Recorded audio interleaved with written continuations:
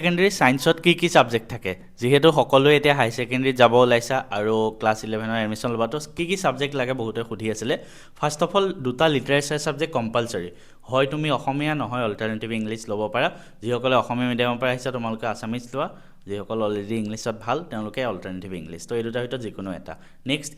English ল'বই লাগিব তো এই দুটা লিটাৰেচাৰ সাবজেক্ট কম্পালসৰি হয় তাৰপিছত তুমি চাৰিটা সাবজেক্ট চইচ কৰিব পাৰা ঠিক আছে তোমাৰ ওচৰত বহুত অপশ্যন থাকে ফিজিক্স কেমেষ্ট্ৰি মেথছ বায়'লজি তাৰপিছত ষ্টেটিষ্টিক কম্পিউটাৰ ছায়েন্স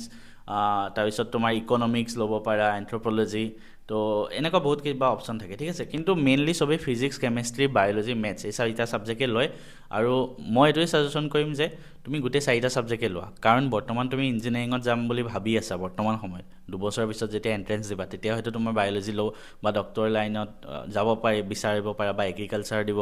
বিচাৰিব পাৰা তো তেতিয়া বায়'লজিটো লাগিব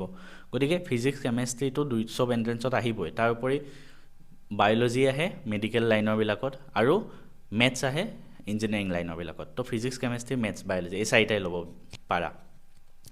বহুতে ভাবে আমি মেথছ নলৈ পেলাই ইকনমিক্স ল'ব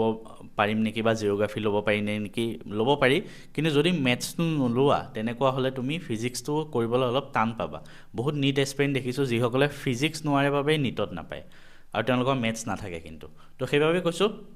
গোটেই চাৰিটা ছাবজেক্টে লৈ অলপকৈ কিবা এটা ছাবজেক্ট ধৰা তুমি নিবিচাৰা বা টান পোৱা বা মেথছ বেয়া পোৱা বা তুমি বায়'লজি বেয়া পোৱা তো সেইকেইটা অলপকৈ হ'লেও আগবঢ়াই থাকা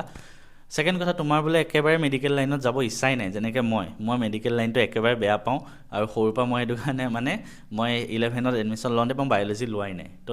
মই কি লৈছিলোঁ ফিজিক্স কেমেষ্ট্ৰি মেথছ আৰু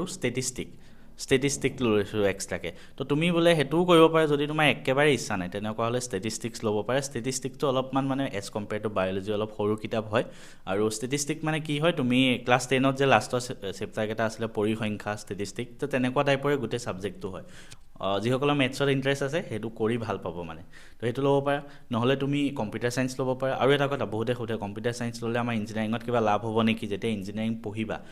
মানে অলপমান এডভান্স হৈ থাকিব কিন্তু ইমানো বেছি একে ডিফাৰেঞ্চ হৈ নাযায় মোৰো কম্পিউটাৰ ছায়েন্স নাছিলে মইতো ইলেক্ট্ৰনিক্স এণ্ড কমিউনিকেশ্যন ইঞ্জিনিয়াৰিঙে পাছ কৰা হয় ষ্টাৰ্টিঙৰ পৰাই আকৌ চব পঢ়ায়